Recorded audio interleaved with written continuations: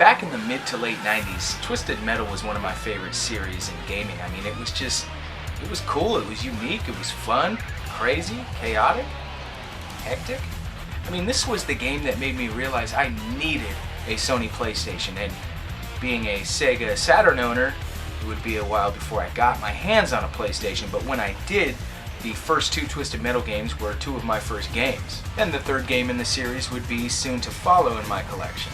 This is the series that really revolutionized car combat gaming. I mean, others made games that were similar, but I just always felt like Twisted Metal did it the best. Now, I've been wanting to do this video for quite a while now, and I figured late's better than never. So today we're going to take a look at the Twisted Metal series on the original PlayStation. The first title, released in 1995, was developed by a company called Single Track Entertainment Technologies, and this was one of the first titles they developed as a company. Originally, the name for the game was going to be High Octane. After a few other name changes, they decided on Twisted Metal. The format was pretty simple, but at the time it had never been done to this extent.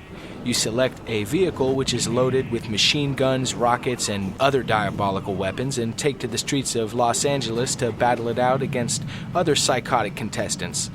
Wait, contestants, you ask? That's right, because this is a contest put on by a mysterious man named Calypso. The prize to the winner? Anything they want, no questions asked. The game takes place during the 10th annual contest on Christmas Eve of 2005. The selection of vehicles and characters is one of the things that makes this game, in my opinion. I mean, you got a mentally ill serial killer dressed as a clown that drives an ice cream truck, a gangbanger from South Central LA in a pink lowrider, a ghost in a sports car. What more could you ask for? Well, how about a motorcycle, big rig, cop car, taxi cab, monster truck, and even more? There's 12 vehicles total to choose from. The levels were pretty impressive for the time. The first stage is very small in comparison, which was purposely designed this way so that the player could get used to the game's control scheme. But the rest of the game is loaded with large areas of LA city streets, freeways, and even suburban neighborhoods. In the game's tournament mode, each enemy in a stage must be defeated before advancing to the next level. Each level is loaded with weapon health and turbo pickups. There are also pedestrians scattered throughout certain levels that can actually be blown up, shot, or ran down, but they can be a little bit hard to spot due to their size and the game's high-speed handling. This was one of the first open-world style vehicle games I had played on a 3D platform. I loved the sense of freedom, being able to hide when health is low or sneak attack opponents. Well, only to a certain extent, as there is a radar that shows enemy location. And speaking of the heads-up display, let's take a look at it. The radar I mentioned is on the upper left-hand side, with a nameplate in the center top of the screen showing the name of the closest enemy on radar. On the upper right side, there is the rearview mirror, and down to the right-hand side of the screen is your health bar, number of lives, turbo amount, current weapon selection, and your machine gun temperature gauge, which we'll get into shortly. There's also a speedometer towards the bottom center of the screen. With so much going on, one might wonder how a game like this would control. Square is gas, which at the time felt a little strange as most games used X, but here X is used for tight turns. Circle is reverse and triangle is turbo. L1 and R1 cycles through your weapons, while L2 fires your selected weapon. R2 is your machine gun button, which inflicts little damage but is unlimited to a certain point. While the ammo never runs out, you are still limited from using it non-stop, as when the button is held for too long, the gun will overheat, causing it to be unusable for a short period of time. Another strange part of the layout is that the select button pauses, with the start button being used to change things such as HUD display, options, and camera view. This brings us to another cool feature in the game that was only used here in the first installment, the in-car view. I always thought this was really cool when I was a kid. Each vehicle has a unique interior, and its own feel, and it helped even more add to the character development, though I never really played it this way for too long as it was a bit difficult for me. Diving into the game engine a bit, this game is far from simulation. Extremely fast acceleration and 80-mile-per-hour sharp turns is the norm here. It can be a bit tough to get used to at first as everything moves at a very fast pace. This fast pace can both help and hurt you in Twisted Metal. It can make it tough to keep an enemy in your sight as they can just jet from battle in a split second, but the same can be said about the player. If you find yourself in a tough spot and you're about to die, you can quickly retreat and look for health, which comes in the form of these charging stations. Along with missiles, oil spills, machine guns, and other weapons, each character has his or her own unique special weapon. These can range from mounted flamethrowers to electricity attacks and are vital to completing levels. Graphically today, this game holds up, I'd say decently at best, but when this was released, it was absolutely fantastic to look at. I was amazed at the massive levels filled with detail and the unique vehicles that were all very different from each other. This was one of the first PlayStation games that I ever played, and I was very impressed with the sound quality. Going from 16-bit cartridge music to this was quite the jump, and the music still holds up to this day, especially this epic number on the Rooftop stage.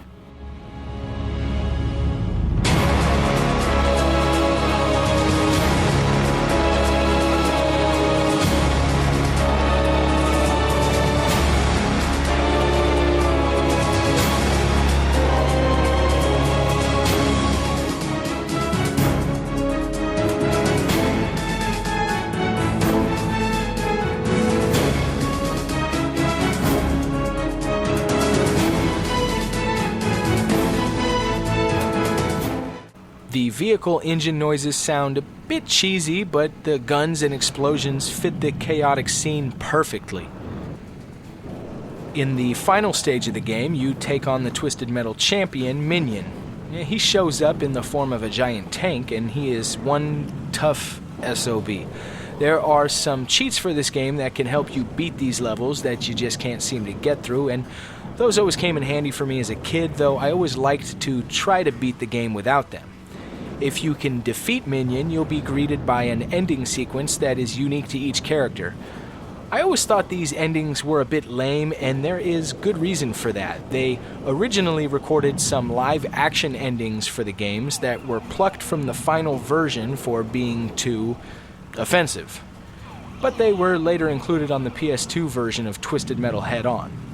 Here's a clip from Yellow Jacket's ending that did not make the final game.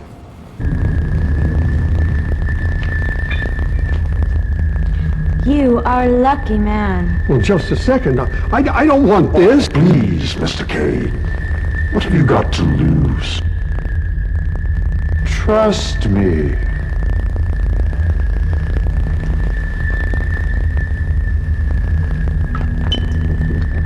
Oh, that's strange. It tastes like...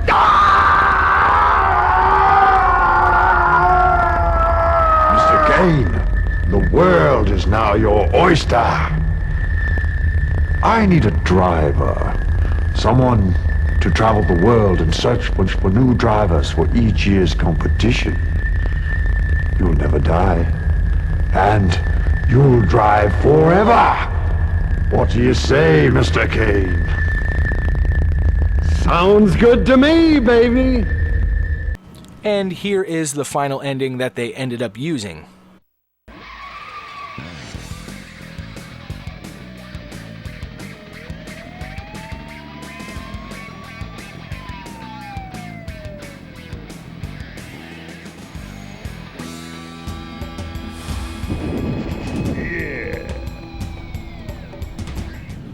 Twisted Metal marks the first part of my 32-bit childhood.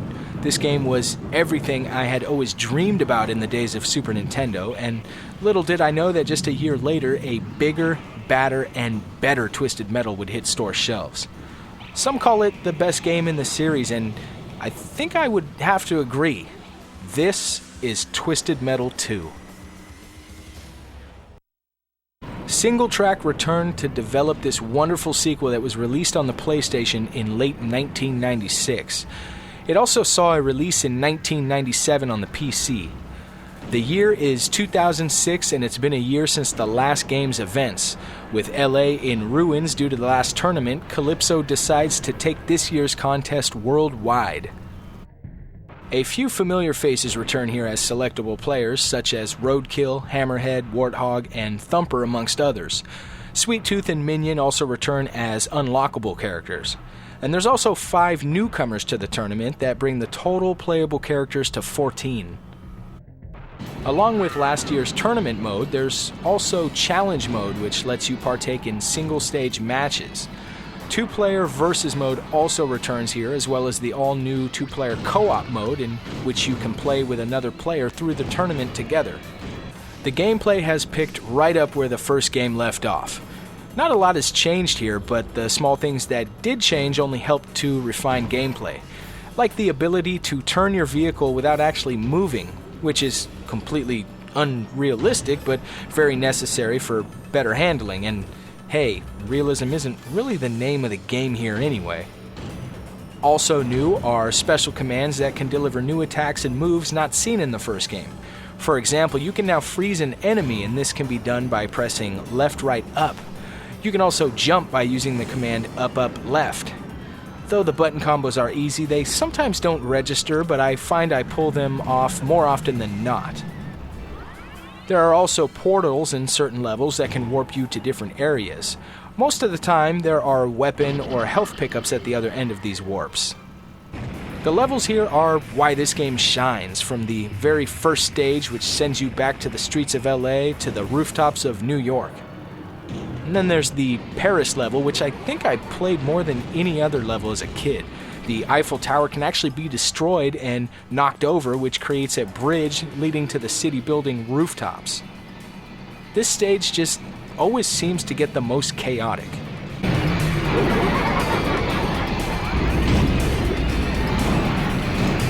In fact, there's numerous stages where you can cause destruction of the city, including the Hollywood sign in the first level, and the Statue of Liberty in New York. The sense of speed is still here, and the driving mechanic is still crazy as hell. I mean, these cars are all over the place.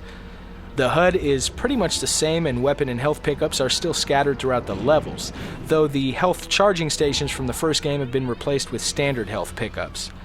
There are also some new weapons, including a lightning bolt, and this move sends bolts of electricity out of a certain point in the stage.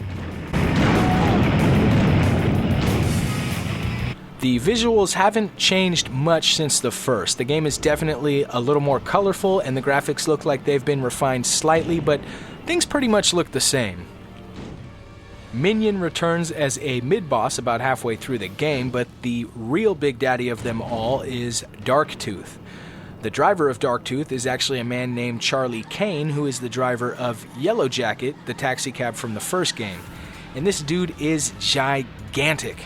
I can still remember the first time I got to this point in the game. I remember thinking, who the hell is Darktooth? And this giant ice cream truck, easily twice the size of Minion, comes flying around the corner. And I actually had to pause my game, like, what am I going to do now? So after many attempts, I finally beat Darktooth, and I'm ready to see my well-deserved ending. And that's when I saw this.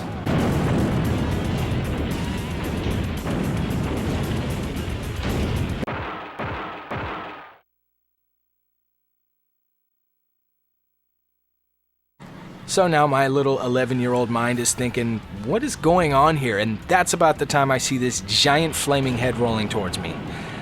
Yep, a giant flaming head.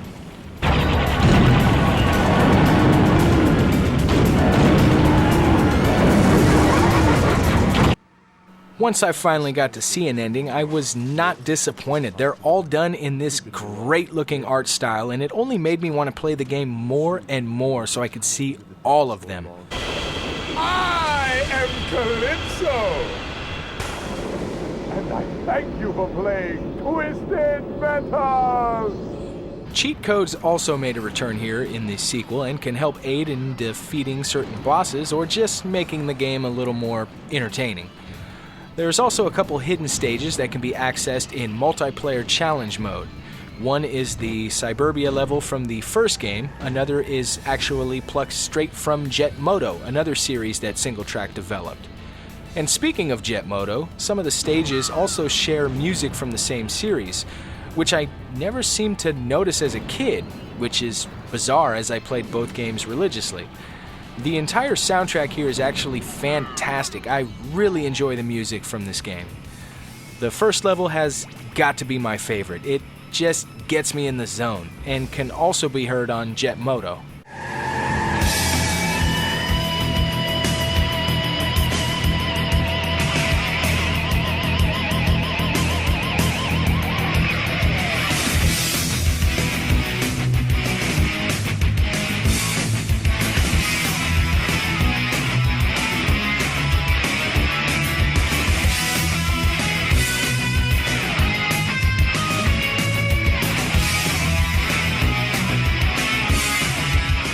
And the New York Rooftop level shares a similar tune to the Rooftop level from the first game.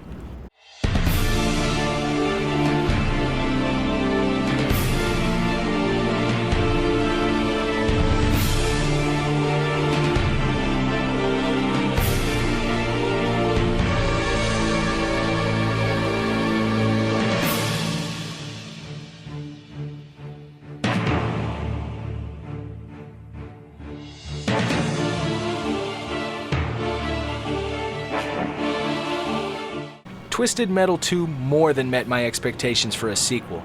But I'll be honest, I just couldn't wait for a third installment, and I knew with the success of this game there would definitely be a sequel. I mean, come on, the PlayStation was the home of the sequel. What I didn't know though was that we were getting a new game. Not a new format, just a new developer, which meant a rebuild from the ground up. So how was this going to affect the series that I've grown to love?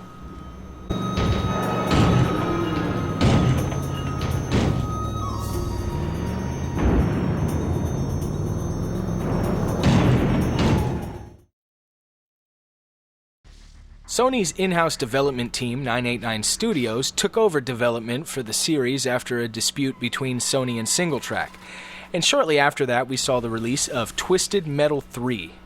This is the first game in the series with a real intro, and it's alright at best. It's kind of cheesy looking. The PlayStation was only so good with these CG cutscenes.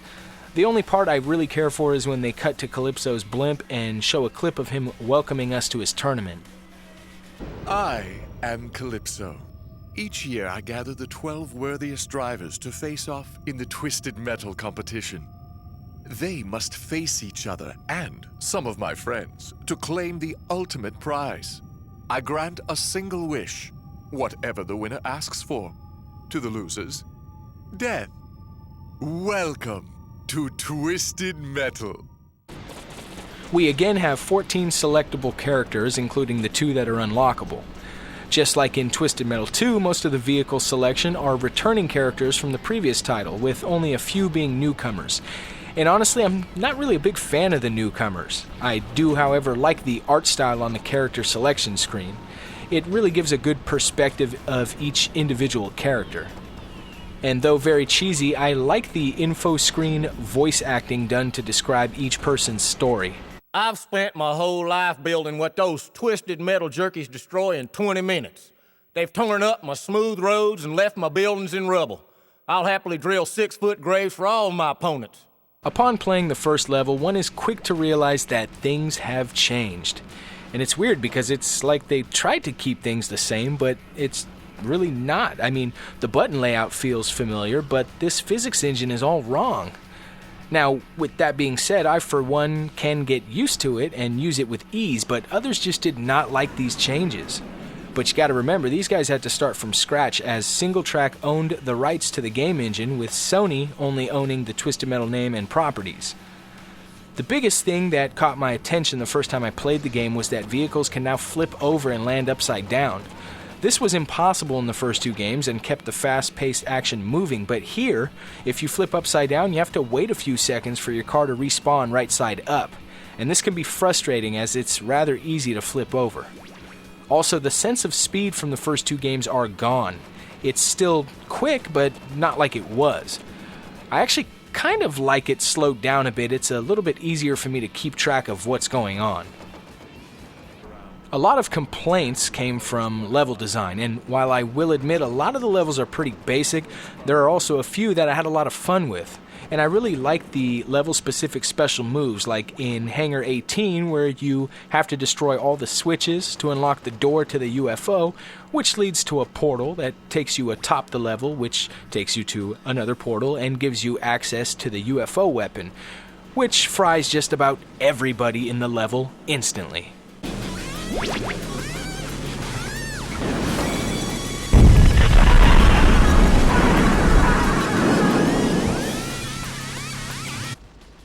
I do have to say, though, the Tokyo Rooftops level does not resemble Rooftops in the slightest. Well, okay, maybe in the slightest, but they could have done a better job. I mean, look at the previous two Rooftop stages. They were pretty much perfect. But at least here you can do this.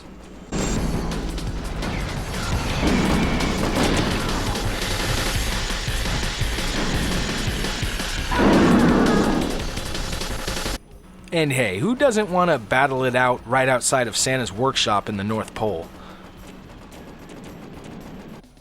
The graphical improvements are minimal, but the vehicles are definitely more detailed. This is the first game in the series to feature a fully 3D clown head atop Sweet Tooth's ice cream truck, and the first time that the weapons are actual 3D objects and not just sprites.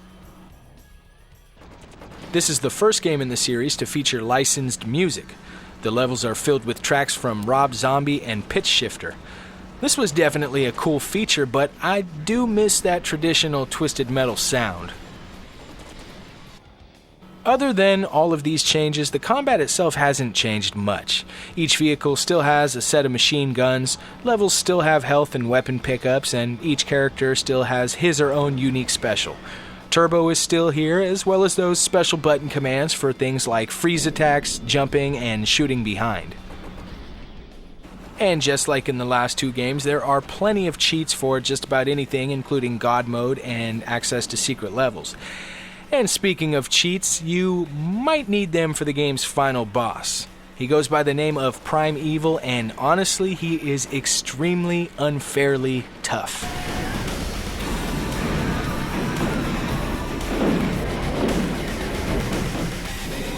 In this video, I had to get cheap and blast him with my infinite supply of electricity, and it still took forever to kill him.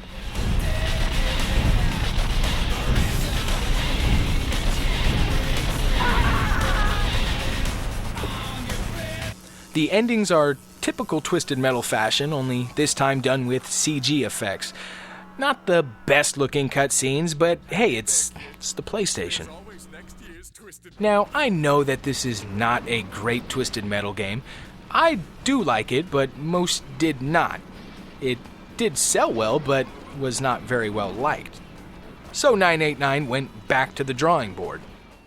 And in October of 1999, Twisted Metal 4 was released. The game's intro shows the tournament's roots dating back to the early 1900s. As a young boy, Sweet Tooth is fascinated by the event and ends up winning it. His wish is to become the star of Twisted Metal. And from there, he ends up overthrowing Calypso to become the leader of the entire tournament.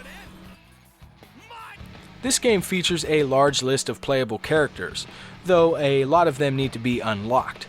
Unlike previous titles, most of the vehicles here are new to the series. This also marks the first and only time Calypso is a playable character. Rob Zombie is also in the game, which is cool, I guess. Along with all of this, you're also able to create your own vehicle from scratch. Well, kind of. It's kind of limited, but I appreciate the idea of it.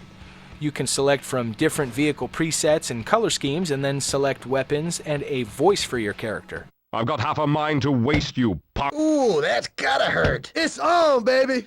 It's on, baby. It's on, baby. It's on, baby. It's on, baby. It's on, baby. It's on, baby. It's on.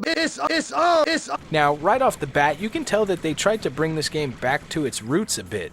The gameplay feels more refined and tighter than the last, but one thing that always baffled me was the movement of buttons. Instead of square being accelerate like it has been for the last 3 games, they changed it to X. And my natural instinct goes against pressing X to drive in a Twisted Metal game, so it's hard to get used to. Instead of triangle being turbo, you now have to double tap X to initiate turbo, and square is now the tight turn button. It's still possible to flip over and land upside down, but it doesn't happen as often this time. The level design is slightly better than TM3, but I still find some of them to be kind of boring. Some of them are just so large that you can drive around for way too long without actually coming across an enemy. I always felt like one of the things that made Twisted Metal 2 stand out to me was its lightheartedness. All of the other games had this dark underworld feel to them, which is cool, but I prefer that goofy comedic style as well. That being said, this is a pretty dark installment to the series. I really enjoy the kids' room level, and this would inspire the theme for the next game in the series. The music is so-so this time around. Rob Zombie can be heard here, as well as Cypress Hill, but I still miss that old Twisted Metal soundtrack from the first 2 games. The graphics are pretty good, but I just don't see a whole lot of improvement over the third. The vehicles look decent, and the levels are nice for the most part, but some textures are kind of repetitive. This game got better reviews from the critics than the previous game, but I don't really feel like it was much of an improvement. Other than the minor game engine tweaks, it's pretty much the same game, and the level designs just aren't there for me. Thank God this would be the last time that 989 Studios developed a Twisted Metal game.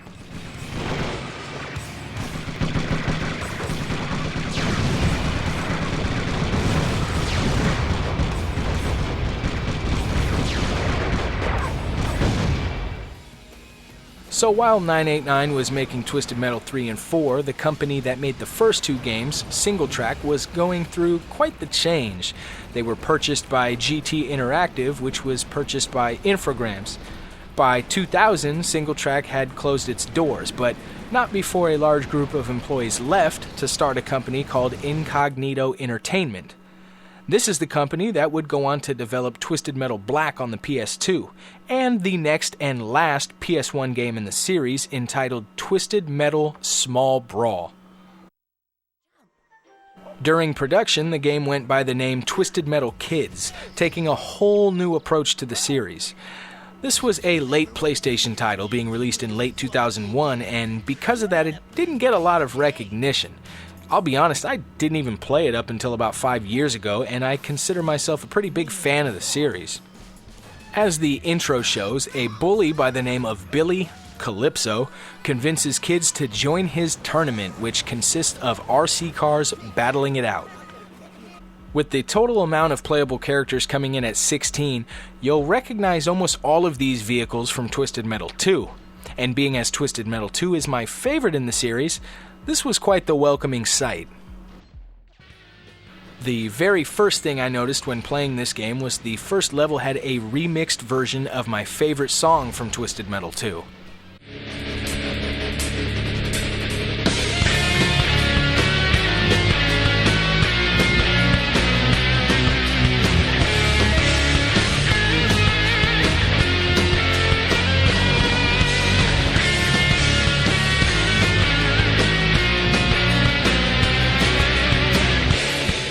That really got me excited. In fact, this game feels more like the second game than 3 or 4 did, gameplay-wise. The control scheme is back to what we saw in the first few titles, and the physics are somewhat back to what they started out to be. It's not as quick as the first 2 games, but there's no more flipping over, which I'm very thankful for.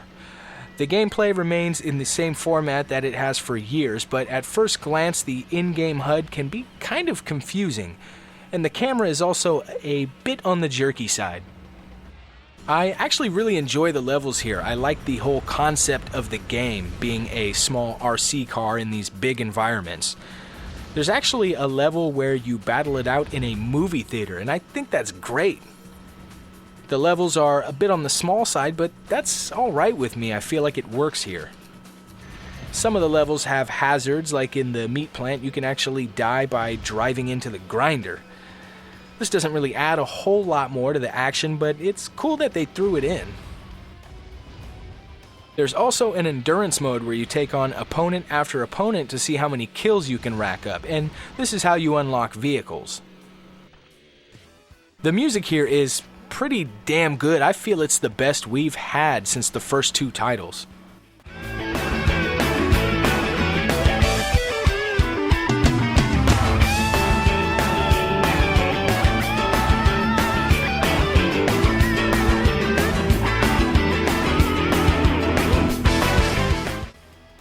All in all, this game didn't do too well, and it's probably due to the fact that it came out right around the same time that Twisted Metal Black was hitting store shelves. I actually enjoy this game. It does feel a bit rushed and shallow, but I like it a lot more than the previous title, and I had a lot of fun playing this one.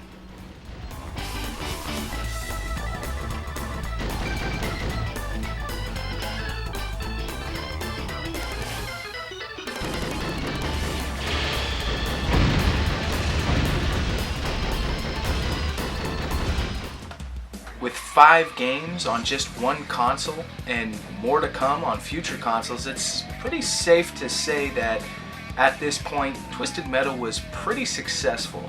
Now, it definitely had its ups and downs, but nevertheless, it made a pretty strong impact on the video game industry and single-handedly revolutionized the genre. The first 2 games in the series are definitely my favorite. The third and fourth, well, they tried, but you know, it's kind of hard to come in and try to recreate what somebody already perfected. And the last was sort of a homecoming, something to end the series off on the original console they started on with the same people they started with. Now, this is a series that I can always come back to and always have fun with. From the music to the gameplay to the characters, Twisted Metal I think will always be a favorite series of mine. Now, I hope to do a part 2 one of these days covering the games that came after these, but until then, I hope you guys enjoyed this video and stay tuned, like, subscribe, all that good stuff. We got more videos coming soon.